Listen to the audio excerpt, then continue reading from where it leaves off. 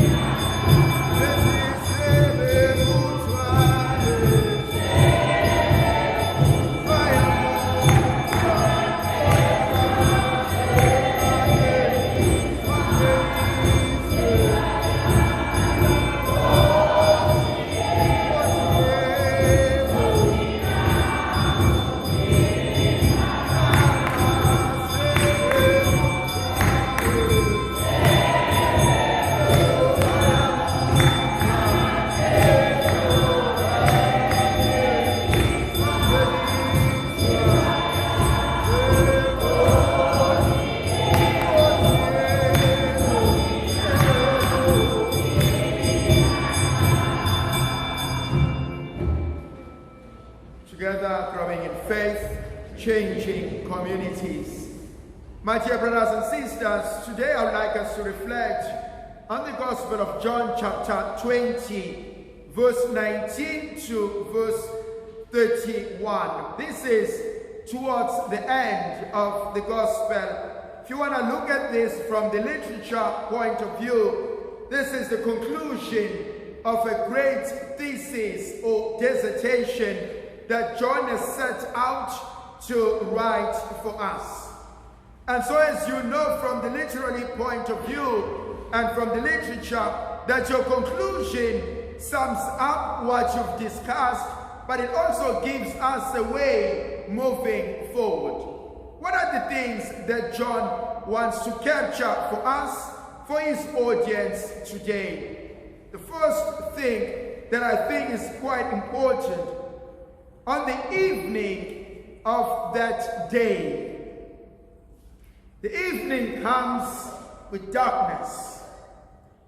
on the evening on that day. But you've also got to go back to say, what does John talk about when he refers to the darkness? We remember the last time there was darkness when Judas left the room to betray Jesus.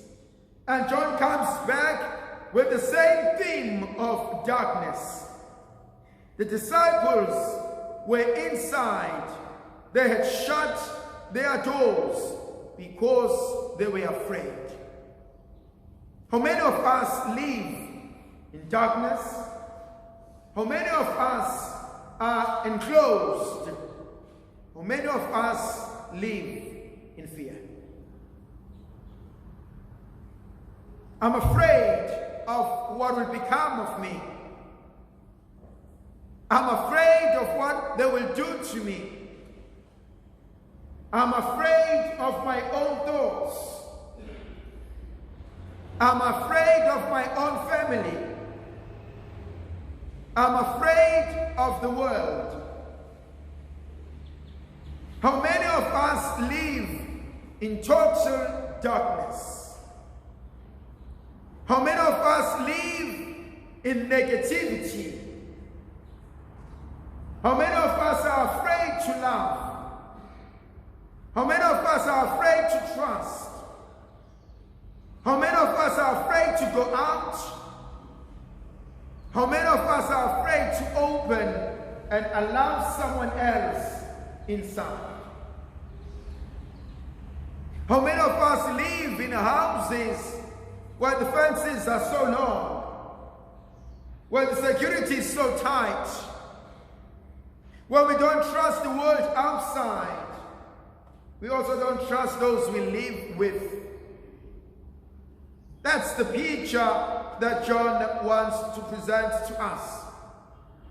And the second argument that John wants to present is that in the midst of confusion, of destruction, of depression, of anxiety, of fear, Jesus came and stood amongst them.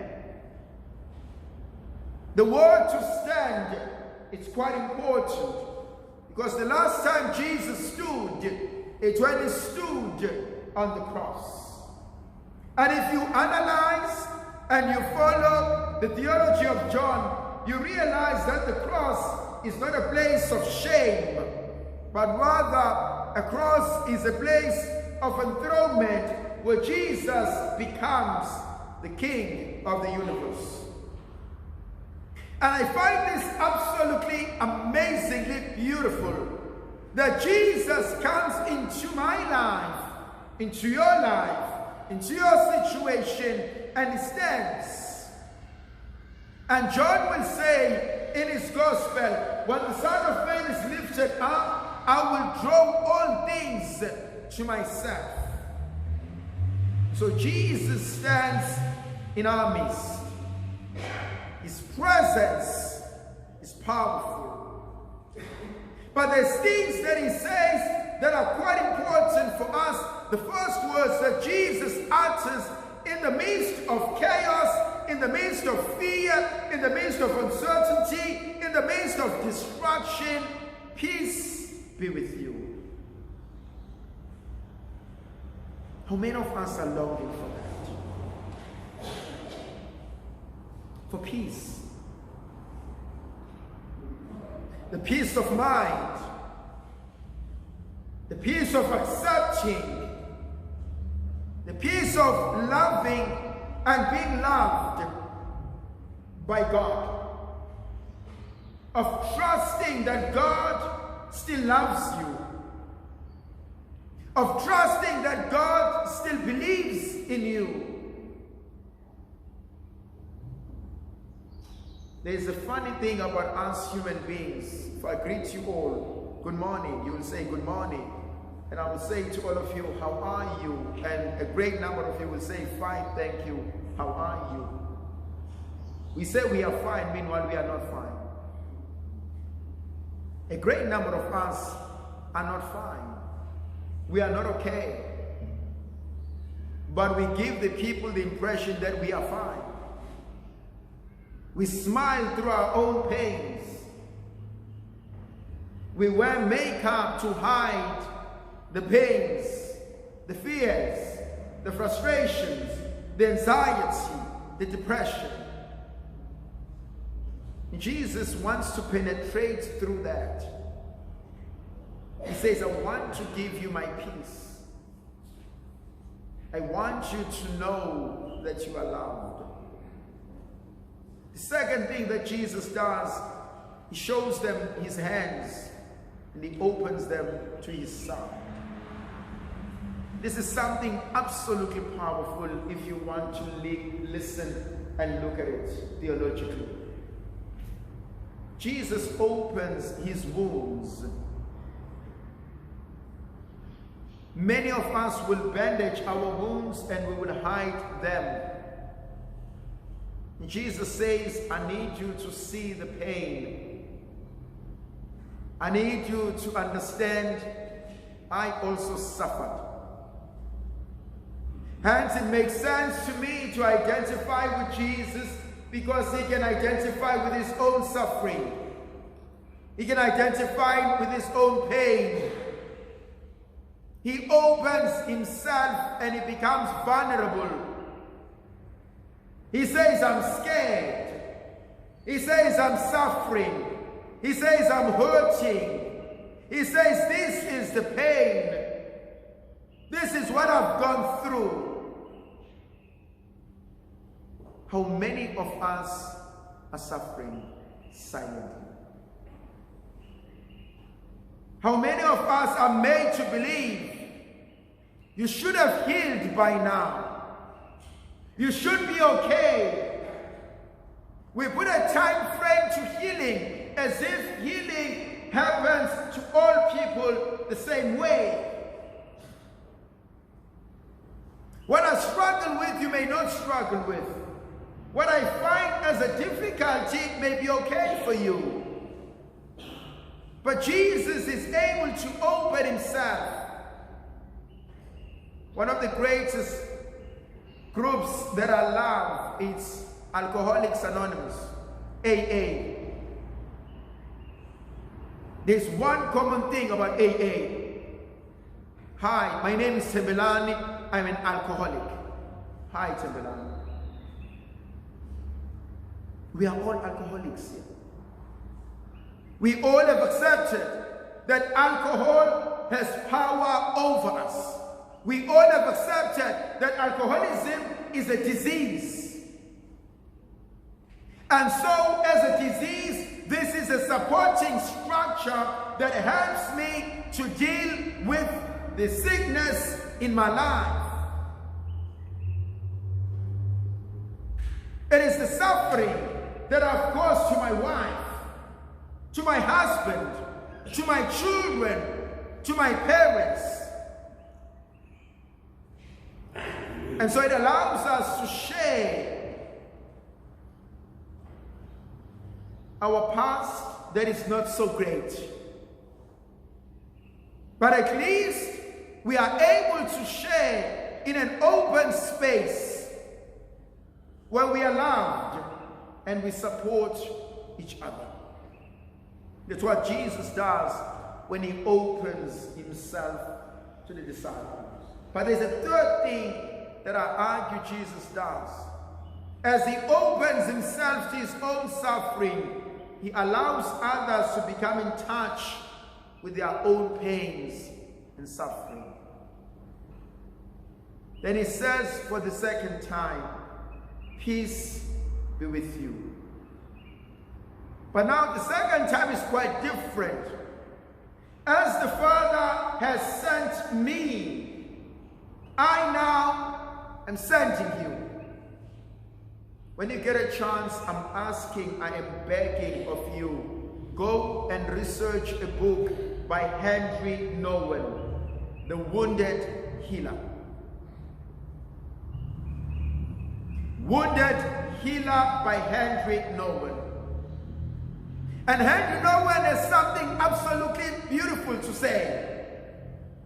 Let me first become aware of my own suffering. Let me deal with my own wounds so help you with your own suffering. Now a wounded person becomes a healer. That's why I often say to myself, I do not want to be led by any man or any woman for that matter who has never failed. I want someone who has failed in life. I want someone who has met a crisis. I want someone who's gone through scandals.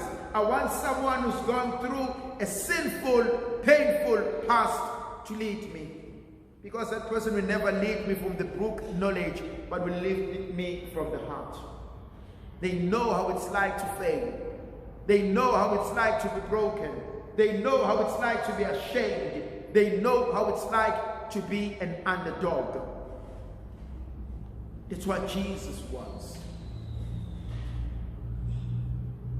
Some things that he does that speaks to me. He says, I'm sending you away. I believe in you. Today I sent out on the Positive Talks a note, stop self-rejection. There will always be people who don't believe in you. There will always be people who see faults in what you do. But stop joining them in destroying your life. Continue to work hard. Continue to try. Continue to strive. And continue to be the best of you. Yes, I have sinned. Yes, I have fallen short of grace.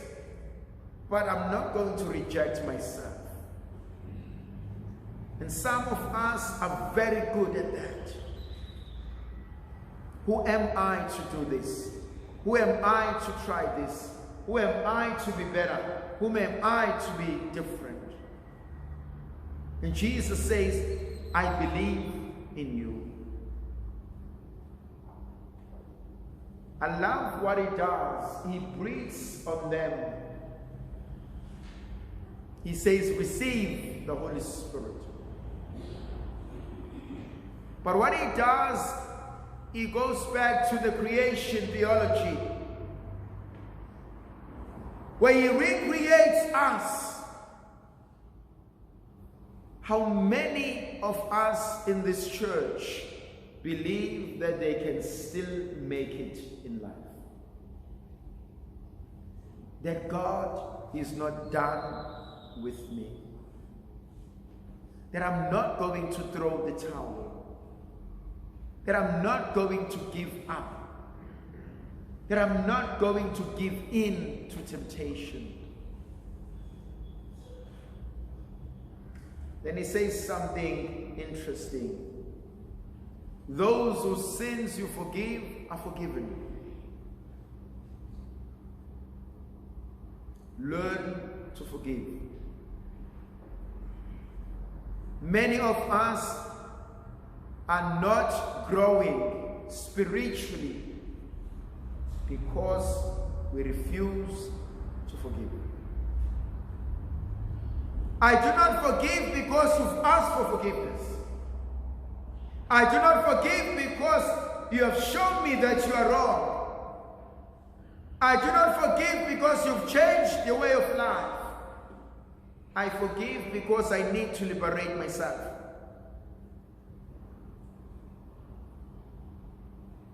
I don't want to be your enemy, but I also don't want to be your slave. I forgive because it is the healthiest thing I can do for myself.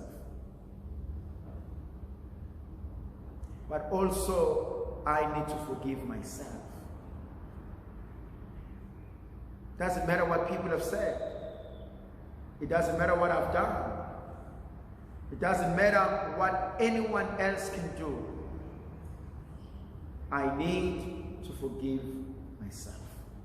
May the Virgin Mother of God continue to be with us, to protect, to bless, and to guide us, the Father, the Son, and the Holy Spirit. Amen.